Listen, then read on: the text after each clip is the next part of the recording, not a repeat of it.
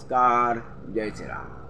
मंडळी, आता जे इंदुरकर महाजनसंदर्भात जे चाललेलं आहे, एकूणच त्यांच्या मुलीचा साखरपुडा झाला आणि त्यासाठी त्यांनी लाखो रुपये खर्च केले.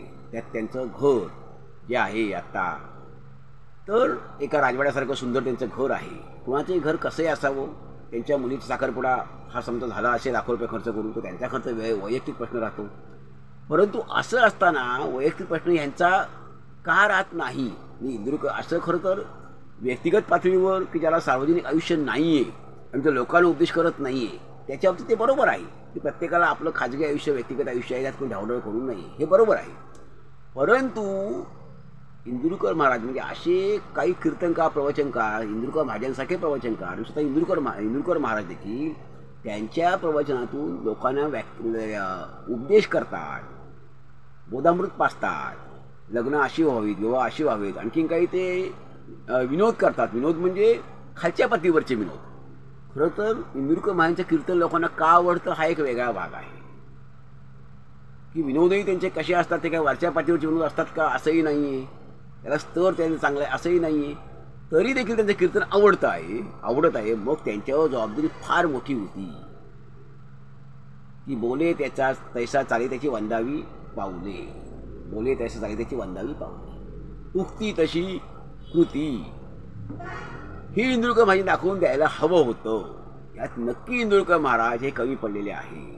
तुम्ही जेव्हा दुसरीकडे एक बोट दाखवता समोरच्यांकडे, तेव्हा तुमच्याकडे उरलेली 4 बोट तुमच्याकडे असतात. पण मुळामध्ये मी एक सांगतो की इंदुरकर महाराजांकडनं आपण एवढी मोठी अपेक्षा उगाच करत आहोत की इंदुरकर महाराज हे कोणी संत नव्हे, ते संत नव्हेत. त्यांची आपण थेट ज्ञानेश्वर, तुकाराम, एकनाथ महाराज हे कुठे? जगद्गुरू तुकाराम महाराज असतील, ज्ञानेश्वर महाराज असतील, एकनाथ महाराज असतील, हे कुठे? चोखामेळा महाराज असतील, संत नामदेव महाराज असतील, ते कुठे? आणि हे कुठे? हे प्रोफेशनल आहेत, हे सगळे व्यवसाय आहे यांचा. हा प्रवचन देणं हा यांचा व्यवसाय आहे, व्याख्यान देणं हा यांचा व्यवसाय आहे, कीर्तन करणं यांचा व्यवसाय आहे. हे व्यावसायिक कीर्तनकार आहेत. तुकाराम महाराजांनी काय म्हटलेलं आहे? जो कीर्तनाचे पैसे घेतो तो नरकात जातो. आता यांच्या बाबतीत काय म्हणायचं? या सगळ्यांचा हिशोब आहे, सगळा हिशोबी लोक आहेत ते सगळे. सुपारी किती मिळणार, बिदाई किती मिळणार, याच्याकडे यांचं मोठं लक्ष असतं.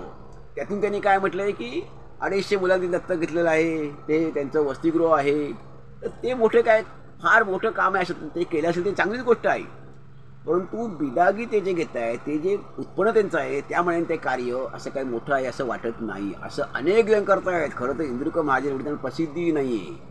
इंदुरकर महाराज यांकडं जेवढं उत्पन्न येतं या कीर्तनाच्या माध्यमातून, तेवढंही अशा माणसं उत्पन्न नाही आहे. त्यांचं नाव नाही आहे, प्रसिद्धी नाही आहे, मोठेपणा त्यांनी घेतलेला नाही आहे, सत्कार त्यांचे होत नाहीत, पुरस्कार नाहीत. पण अशीच माणसं खूप मोठं मुलांसाठी, अनाथांसाठी, वृद्धांसाठी, समाजासाठी राबतात. ती मोठं काम उभं करत असतात. आणि कुणाकडून पैसे न घेता, बिदागी न घेता, दक्षिणा न घेता, मोठेपणा न मिळवता, इंदुरकर महाराजांसारखे फुकटचे सल्ले न देता काम करत असतात. तेव्हा अशा माणसांकडून, इंदुरकर महाराजांसारख्या माणसांकडून आपण अपेक्षाच करणं व्यर्थ आहे. हे प्रोफेशनल संत आहे, प्रोफेशनल ही माणसं आहेत, यांचा व्यवसाय आहे. बाबा महाराज सातारकरांनी मागे व्हिडिओ केला होता. बाबा महाराज सातारकर ज्ञानेश्वर तुकाराम विरक्तीचं व्याख्यान द्यायचे. ज्ञानेश्वर महाराजांचा विषय होता. मग संत ज्ञानेश्वरांचं व्याख्यान त्यांचं मी ऐकलेलं आहे. तुकाराम महाराजांवरचं व्याख्यान मी ऐकलेलं आहे. त्यात ते काय सांगायचे? संत तुकाराम, संत ज्ञानेश्वर महाराज हे कसे विरक्त होते, वैरागी होते. आणि हे ते सांगताना त्या प्रवचनाची यांनी काही लाख फी घेतलेली असायची. मग बाबा महाराज सातारकरांना अधिकार काय राहतो? एकटे इंदुरकर महाराजांना दोष देऊन उपयोग नाही आहे काय? असे अनेक महाराज जे आहेत त्यांचं हेच चाललेलं आहे. मग ह्यांना संत कसं म्हणावं, ह्यांना जगद्गुरू कसं म्हणावं, ह्यांना धर्माचार्य कसं म्हणावं, हाही प्रश्न पडतो. तेव्हा ह्यांच्यासारख्याकडून मोठी अपेक्षा करत तर ह्यांना ते टार्गेट केलं जातं, ते लक्ष केलं जातं, त्याच्यावर ते चिडले. ते चिडणं त्यांचं स्वाभाविक आहे. परंतु ह्या चूक मात्र स्वतः इंदुरकर महाराजांचीच आहे. पण त्याच्यापेक्षा चूक आपली आहे की आपण अशा माणसांकडे विश्वास ठेवतो, यांच्याकडून मोठी अपेक्षा करतो, यांना आपल्या गावागावांना बोलवतो. की ह्यांची योग्यता, ह्यांची पात्रता, ह्यांची पातळी आपण ओळखायला हवी. हे काही संत नव्हे, हे संत वगैरे बिलकुल नव्हे, हे वैरागी नव्हे, हे विरक्त नव्हे, हे व्यावसायिक आहेत, प्रोफेशनल आहेत. ह्यांचा प्रवचन देणं, प्रवचन करणं हा यांचा व्यवसाय आहे, धंदा आहे. ह्यांनी सगळा देवाचा हा बाजार मांडलेला आहे, भक्तीचा बाजार मांडलेला आहे. त्यामुळे ह्या अशा लोकांकडून आपण अपेक्षा करणं हे चुकीचं ठरेल. यामध्ये जे काही थोर प्रवचनकार, थोर ज्ञानेश्वरांचे, संत जगद्गुरू तुकाराम महाराजांचे असे थोर भक्त असतील, ते प्रवचन देतात, ते बिदागीशिवाय प्रवचन देतात, दक्षिणा घेत नाहीत.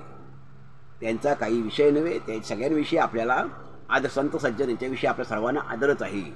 परंतु इंदुरकर महाराजांसारखे उपदेश देणारे जे आहेत, तुकाचा उपदेश देणारे जे आहेत, तसे जे महाराज आहेत, यांच्यावर समाजाने किती विश्वास ठेवावा हे त्यातून आपल्याला आता दिसून आलेलं आहे. मंडळी, यावर आपलं काय मत आहे आपण जरूर द्यावा. धन्यवाद. जय हिंद, जय भारत.